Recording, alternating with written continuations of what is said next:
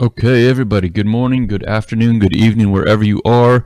This is a June 27th client portfolio market update. I have been out of town a little bit in the last couple of weeks, just with mixed with normal life stuff, so I have not been able to talk with you as much as I would have liked to, but I've been on the phone with a lot of you. So don't forget, before we get started, two things. One, this is not investment advice. This is all just commentary. If you want investment advice, you need to call me. Secondly, that goes right into that disclosure. If you want investment advice, if you don't like how your things are performing at your current shop, or maybe you're doing it on your own, or maybe specifically you're a business owner and you don't like the accounting firm that you're working with, they're not doing your books on time, they're not really great with communication, you're not getting much advice on how to do a lot of neat, aggressive tips and tricks to keep your business more profitable and keep more of your money. This episode is always brought to you by Derks Financial. I am Ryan Derks. Reach out to me and we'll talk more. Today, let's just hear real quick what is going on at CNBC. Your product, make your business model even better. Yeah. I mean, just so there's a big annual conference, the Aspen event, and I believe that's where this lady is reporting from right now. Thanks, guys. After the break, the great rebundling. Changes taking place today for some big streamers. We're going to look at how it could change the landscape. So it looks like they're about to start talking about the big streaming wars. And if you guys haven't realized, Netflix has almost entirely come out on top on the streaming wars. The pricing, the content, if you saw recently, they just said that they're no longer going to allow you to share a lot of accounts. And they've actually had a huge number of people sign up. So I know that Disney Plus is hanging in there, mainly because of the Disney brand, but it seems like Netflix is definitely coming out on top. So I've got a few things I want to go over with you today. Some key data events. This macro economy thing is so weird. The data that keeps coming out, initially it looks decent, and then it gets revised a couple weeks later, and it keeps getting revised in a very ugly way. But that doesn't stop the stock market from jumping up. Next, big old banks. Big banks are acting just like they always do in their own interest. The Silicon Valley Bank bailout is going to make your head spin. We've got some funny memes, but that unfortunately will laugh. They'll make you cry, and then they'll make you cry more when you see some of this data, this various economic data that we're going to go into, recession globally, and then after that, Lordstown Motor, one of the big competitors with Tesla, the up-and-comers, they are now going through bankruptcy. And just wait until I get to show you how a good CEO behaves versus how a bad CEO behaves. So let's get started. There was anyhow, okay. So some key events this week. New home sales data that is today, and they're saying that it looks okay right now. One of the data points you see a lot is that people are not actually buying that many homes because they need to sell their old home. And a lot of people are getting kind of panicked about, they had an interest rate locked in the 2s or the 3%, and now they're going to be up in the 8s. So new home building does seem to be going kind of smoothly. Next, Fed bank stress test, that's tomorrow. Fed Chair Powell speaks Wednesday or Thursday, and Thursday. We'll have another live stream on that day. Q1 GDP data, PCE inflation data. So those will be a big Thursday worth of live streaming that we'll do with you.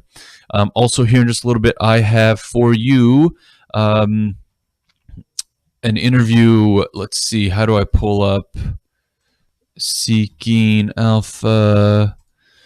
We did a live stream yesterday, a recording with a Seeking Alpha analyst, Anna Socodilu, and I'll be about Apple, fair value of Apple, all that good stuff at the end of the episode today. I'll play that for you. It's about 8 or 10 minutes long. So let me go through some of these things. This was a headline from just a couple of days ago.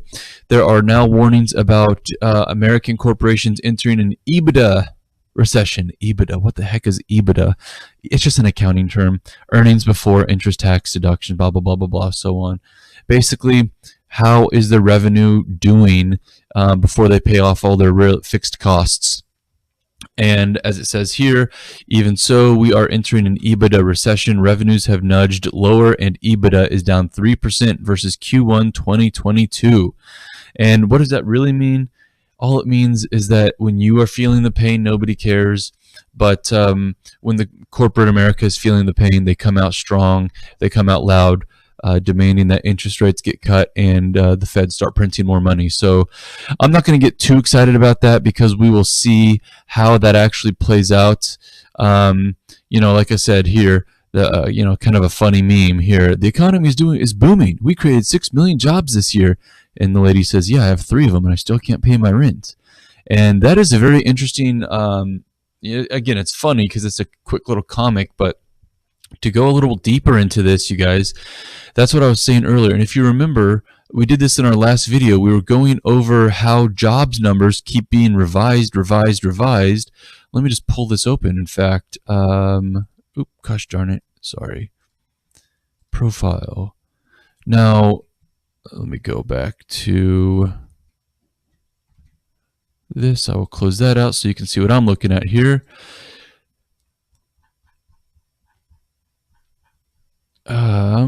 Right here. Okay, so I had the CNBC up while they're on commercial. I apologize. We were going over this funny little meme. The economy is booming. We created 6 million jobs this year, says the boss. And the employee lady says, "Yeah, I have 3 of them and I still can't pay my rent." So here's what's interesting is we actually went over this. These jobs numbers, they keep reporting jobs the first of the month, and then they revise them 3 weeks later. And we keep getting these numbers that are being revised way lower, meaning that they say at the first of the month, "Hey, jobs are way up, we're looking great," and then they revise them and they're like, "Oh wait, 3 weeks later, okay, all the numbers came in, and actually no, they don't look very good." In fact, you might remember, I think it was just 6 months ago, back in December, they said something like, "Hey," at the first of the month, "Hey, last month we created 1 million new jobs," and then they revise it to be like, "Oh wait, we actually lost 10,000 jobs." So how that happens, I don't know, but I had mentioned right here. Okay, so that EBITDA recession, right? Well, here's this tweet from the other day. The guy says, in the quote, in 4 of the last 5 quarters, gross domestic output has been negative. Okay, you remember last summer when we were debating what the heck is a recession? The government and the government officials kept saying, no, 2 consecutive quarters of negative GDP. We don't really think that's a recession anymore. We actually think it's gross domestic output, GDO. Well, as of this month, we've now had 4 of the last 5 quarters of GDO being negative, and so by their own terms, we're again in a recession. However, we just don't even talk about those things anymore. Again, to add on to more pain, the EU officially announced that they are in an official recession, primarily because of energy prices being so bad. The only reason the United States is not feeling that as badly is, one, their reliance on Russia, which our previous president warned them about multiple times, but also in the United States we have our strategic petroleum, which is something that's supposed to be for emergency use only, but our current White House is draining it massively right now. Let's see, SPR chart, Y charts, and you can see right here, oh wait, that's Spirit Aero Systems. It's this one right here. You can see right here just how much it's been drained. Almost 50% of our strategic oil reserves have been drained in the last 12 months. You can go like a 10 years, like that's how it should look. It should look like this here, just kind of sideways, up or down a little bit, but not. And here, January of 2021, you can see this is the area where the current White House took over. So that is kind of why we haven't had it as bad. And so what is causing this, right? That's what we want to know. What's causing this and how do we fix it? Well, thank goodness the head of the European Central Bank, Christine Lagarde, if you know that name, maybe you recognize this face. She's just been kind of passed around all of the various areas. I believe, she at the IMF a few years ago, running the International Monetary Fund. She probably had a stint at the World Bank at one point. She's currently one of the heads of the European Central Bank. She's a French lady, and listen to what she tells you is the reason for inflation and bad economy. Climate change affects inflation, and inflation is the beast that all central bankers, whether they wear a green jacket or not, want to tame and discipline. Number two, because it affects our balance sheet. Whether it's a 3 trillion or a 7 trillion balance sheet, it is affected by climate change. Climate change affects inflation. So there you go. If we can just stop the clouds from moving, we can get inflation back down. And I'm not really sure exactly how they're going to do it. You probably saw New York City is not going to allow you to do like coal ovens for pizza, so that might do it. But hey, inflation is caused by climate change. So what they think maybe we should do is just print more money. Anyway, I don't know. I'm just passing this on to you. You decide. Okay. So some other things I wanted to show you on this little market update episode. We will switch topics now. Is what is going on in the world of banking? Oh my gosh, just the banks acting like big banks again. This came out just a couple days ago. The SEC fined JP Morgan subsidiary for deleting 47 million emails, some related to subpoenas.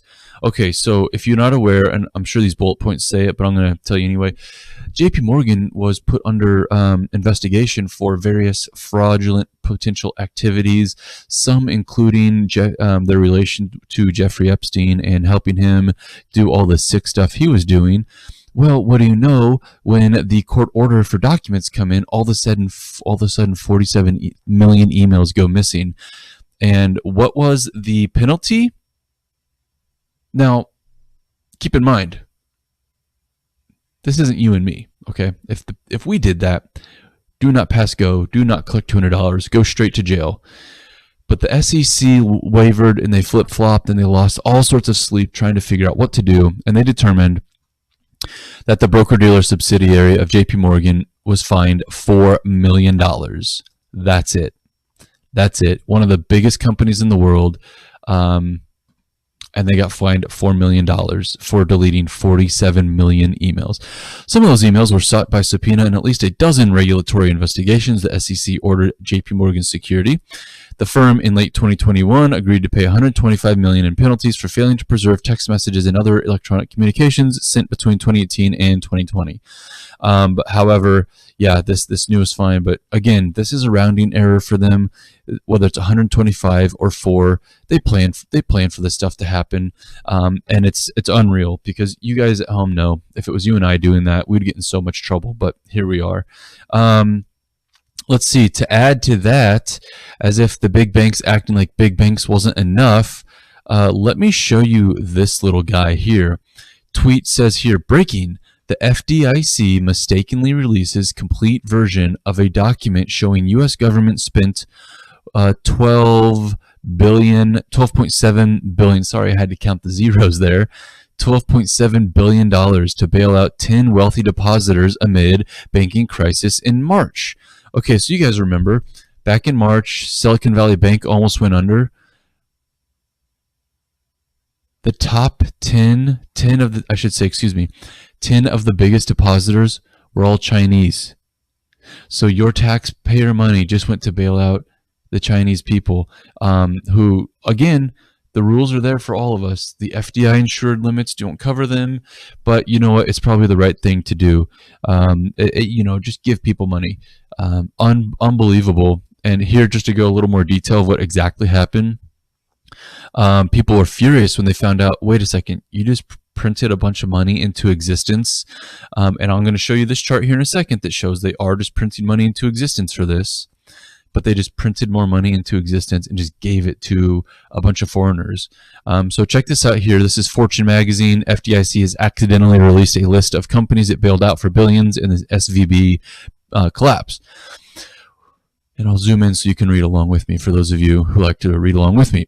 Okay, when federal regulators stepped in to backstop all of Silicon Valley Bank's deposits, they saved thousands of small tech startups and prevented what would have been a catastrophic blow to a sector that relied heavily on the lender.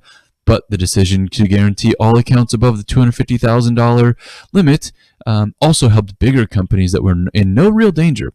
Sequoia Capital, the world's most prominent venture capital firm, got covered the $1 billion it had with the lender.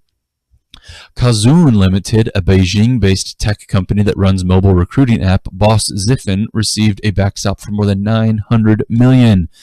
A document from the FDIC, which the agency said it mistakenly released, unredacted in response to a Bloomberg Freedom of Information request, provides one of the most detailed glimpses yet into the bank's big customers. And then again, it just goes into more detail, and it kind of just gives you some background.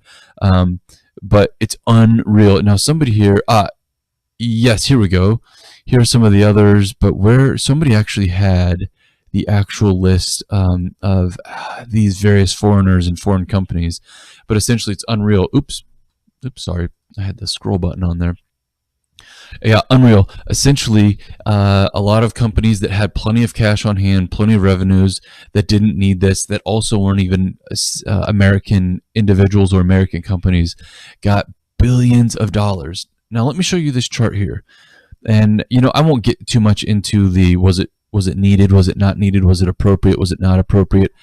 I don't know. We could go all back and forth all day. That's an opinion. But I will say this. Just last week, one of the Federal Reserve chairmen said, right now, everything seems to be calm in the U.S. banking system. But going back to what I had just showed you about that, the banking crisis in the last couple of weeks, were you aware that the U.S. government, the U.S. Treasury, essentially created a brand new bailout program back in February? Right here, you can see. Now, let me actually pull this real thing up. It is the Fred BTFP. Fred BTFP. Did you know? Had you seen this yet? This is just a brand new program they created back in February. It's called the Bank Term Funding Program, BTFP, brand new, created out of thin air, and it is a way for the Treasury and the U.S. government to backstop various bank companies that may not be solvent. Essentially, Silicon Valley Bank, Silvergate Bank, all the rest, Signature Bank of New York, the rest of those banks that you've been hearing about. And when they first started this, they said, okay, $25 billion. That's what we're going to do. That's our limit. Don't you ask for any more, because that's all that, if you need more than that, well, doggone it, you've been irresponsible and you need to pick up the tab. But what's really funny about this, because you know how the system works by now if you're watching, it started at 25 billion and we are just crossing 100. That's right. We're already at $102 billion that they have started saying, yeah, we'll give that to you to make sure you go fine. We don't know yet all of the various banks that have received this money. I'm sure that very soon those numbers, those data points will be coming out, just because freedom of information and whatnot. But yeah, so going back to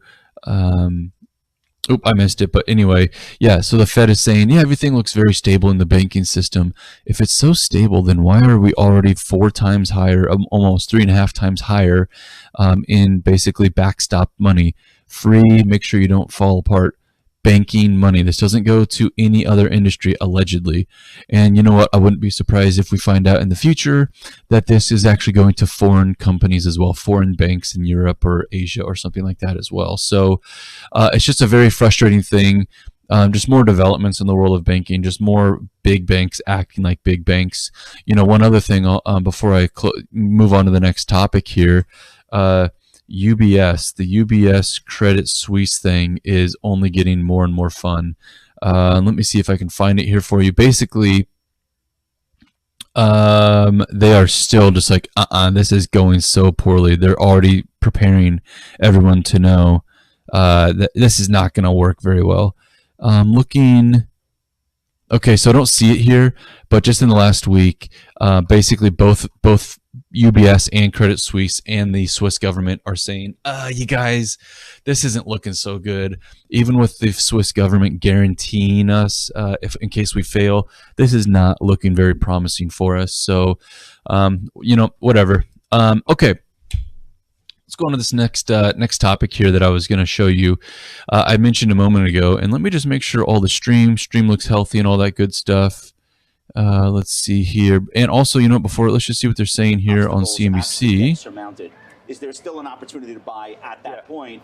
when we've beaten all the main bosses on the higher boards? Yeah, that's a great question. And right now, so our broad Looks like they're just headwinds or tailwinds. You know what's very interesting is watching the 3 month, 6 month, the 3 month, 6 month Treasury versus the 5 and the 10 year. Most inverted ever in the last, like, what was it, last 20 or last 40 years? I think it was going back to the 80s when there was the massive crash in the oil embargo and so on. But regardless, has the rally gone too far, too fast? This will actually be a great segue into the interview on Apple that I'm about to play you. But anyhow, let me go back. Stream looks healthy. You guys, before I hang up, as always, I will be reading the comments, and we will I'll go over those comments and see what you guys have to say. So let me pull that off, and let me pull that off. Okay, so this is a great little and also there we go. This is a great little profile and insight into what a good, when you're investing in the stock market, there's lots of data points to look at. Are they profitable? Do they have growing revenue? Are they responsible, good management team, so on?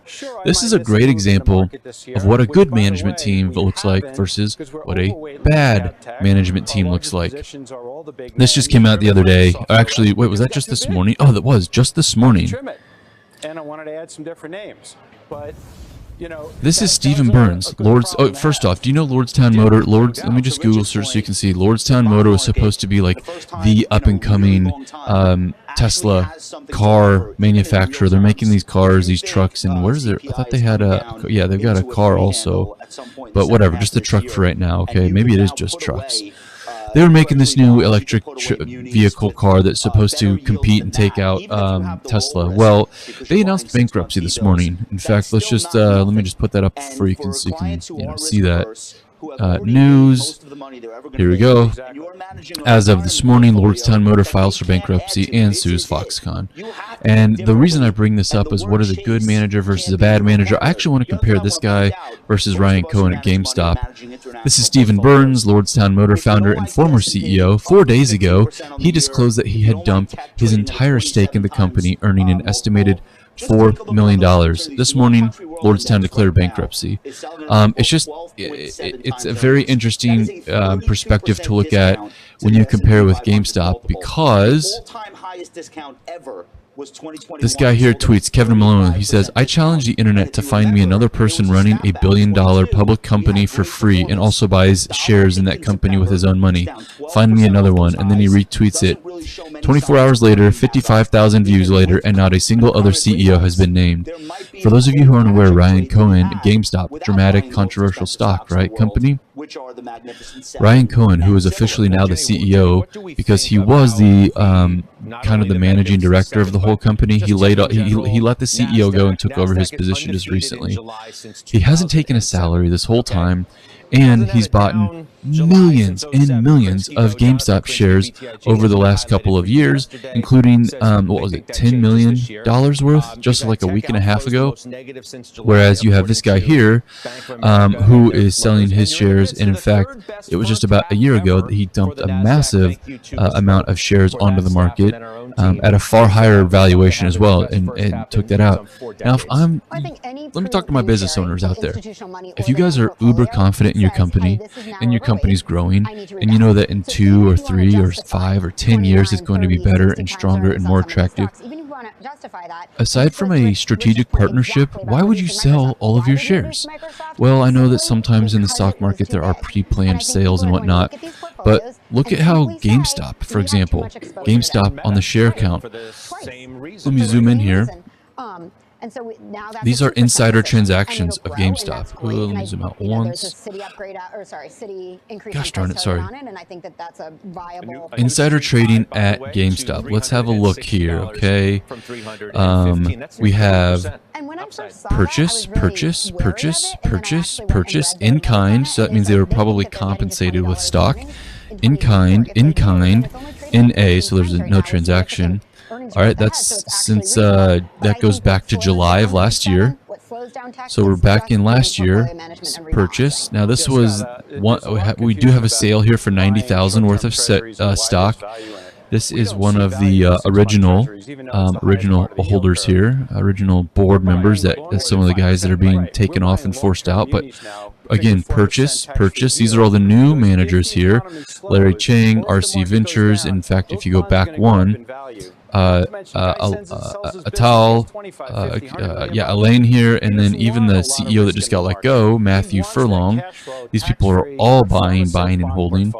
You do have, now this is right when Ryan Cohen took over. There was a sale of 400,000.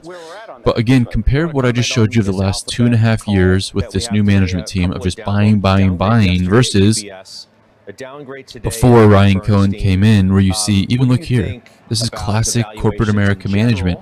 Sale. Even further back into 2020, sale. Now there are some, this is actually when Ryan Cohen bought his controlling interest. Let's look before that. And you see, if you go back, actually, you see even more and more sales. So it's just a little interesting insight into how, when I'm looking at various stocks to buy.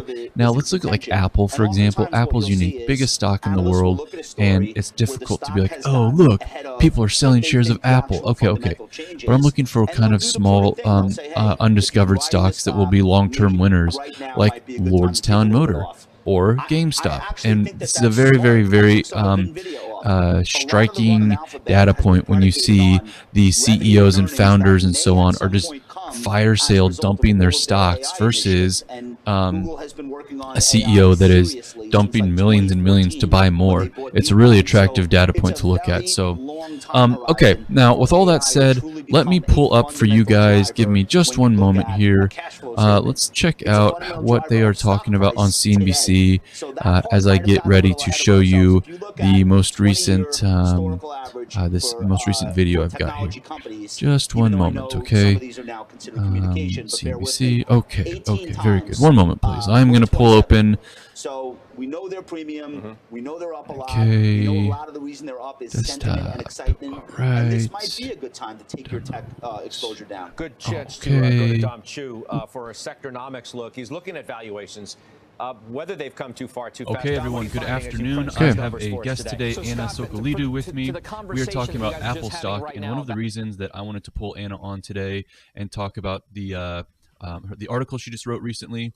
It is titled, Apple Stock is for Buffett, but not Benjamin Graham. And the main reason that I thought this was kind of interesting is because if you've paid attention at all to Apple, which almost everyone has, Apple is on a tear right now, and it makes a lot of people wonder, is Apple overvalued? Should I jump in? Is it still, normally valued and all of that? So, Anna, thank you very much for making time with us today. And the first question I had for you, for people who aren't that familiar, you did a lot of comparison between Warren Buffett and his mentor, Benjamin Graham. What is the big difference between, if you can really abbreviate it, between why Warren Buffett would hold this versus why you say Benjamin Graham probably would not hold Apple right now? Well, it's a pleasure to be here, Ryan. First of all, I'd say that Apple is rather a growth stock. I know it might sound absurd for some of our listeners, but in my view, Apple has a really good track record. To be sure, it has a wonderful earnings growth ratio. Everything is good on that side. And it is kind of a sound company. It has quite a good credit rating. It has been operating for quite a while. It is really large. It is renowned. No problems with this, indeed. So in that way, I mean, the fact that it is so large and it has been operating for many decades would be a really great plus for Graham. That's a sure question, but it also has plenty of drawbacks as an investment for Mr. Graham. First of all, it is really overvalued. It is just ridiculously overvalued, although it is price to earnings ratio is quite reasonable. I wouldn't say it is quite low, although its earnings, its net profits have been growing for a while, that's sure, but still, compared to the S&P 500's price to earnings ratio, it is quite overvalued. The price to book ratio is whopping large. Then the price to cash flow ratio is also really high. And it also has a really low dividend yield, something that Graham would be quite skeptical about. Well, 1% for that's quite an average for Apple, I'd say. It used to be lower than that, it used to be slightly higher than that, but overall, such a low dividend yield wouldn't be a good plus, a good advantage to Graham. The company has been buying back its stock, also quite good, many investors would say, but Benjamin Graham was also quite skeptical about such an advantage because he preferred the cash to be transferred directly to the stockholders in the form of dividends. Now, Anna, you had mentioned something earlier that I thought was interesting. You said that it's quite overvalued. In your opinion, and again, this isn't investment advice, but just in your opinion, what do you think a fair value for Apple is right now? Well, it is quite an interesting question, but also I'd say it's quite hard because maybe it should ideally be valued 50% less than that, I'd say. Okay. Maybe Okay. if we get a record long recession, maybe it would be the case, like a Great Depression, but I don't think it would be very likely.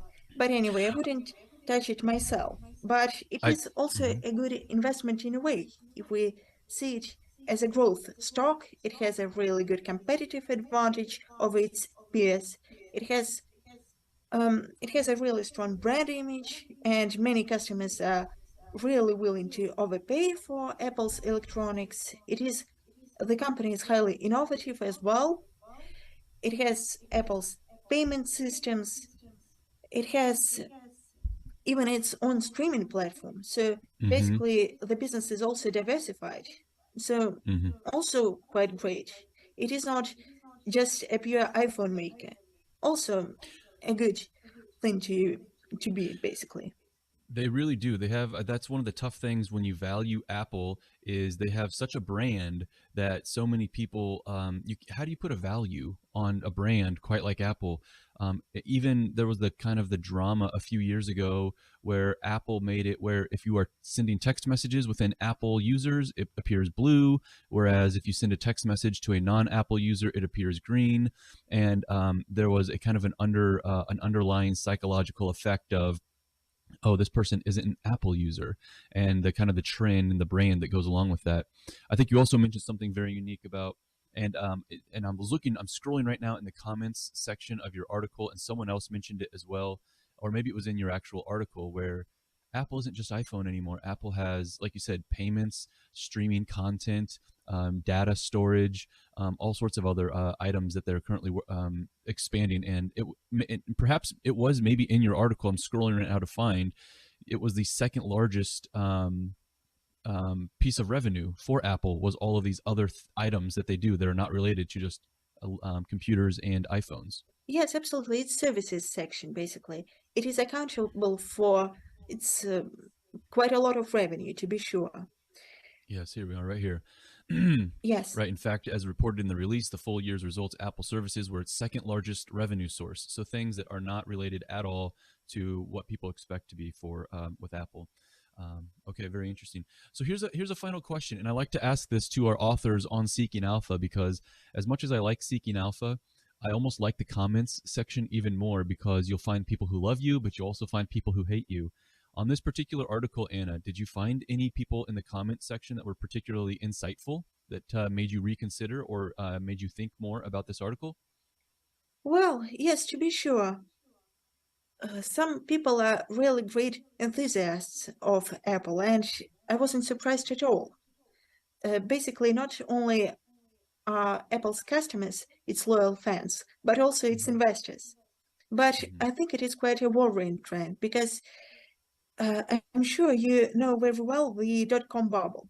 Everyone was so excited, everyone was so enthusiastic that the asset bubble burst in the beginning of the in 2001, 2002, 2003, there was quite a big decline in the tech sector. But Apple isn't a company that during the dot-com bubble, there were plenty of these that actually went out of business. It's surely highly unlikely to go out of business, to go bankrupt, to be sure. But I mean, during the dot-com bubble, I mean, many stocks actually declined, even though the businesses themselves didn't go bankrupt. So I agree that even in worst case scenario, Apple will probably not go bankrupt, even in a depression situation. So with that said, Anna, I appreciate you very much making time for us today. Guys at home, if you like what you heard today, if you'd like to follow Anna, you can find her Seeking Alpha profile right here. She is a Seeking Alpha analyst, and she writes quite frequently and is very engaging in the comments section. So again, Anna, thank you very much for your time today, and we'll talk to you later. Thank you, okay? the pleasure is all. Thank you, Ryan. Okay, everyone, good afternoon. I have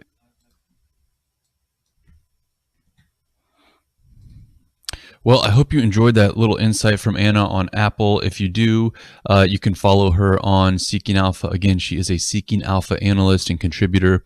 And she's also, like I said there, she engages a lot in the comments section, which honestly, that's my favorite part of Seeking Alpha. You get some really good insight from contributors and writers. And then you watch a lot of people try to either build them up or tear them down in the comments. And what's really cool about Seeking Alpha is a lot of people are quite active, where you don't see that on a lot of other pages. So you guys, that's all I've got for you right now. Call me if you'd like to. Text me, email me. You take care. See ya.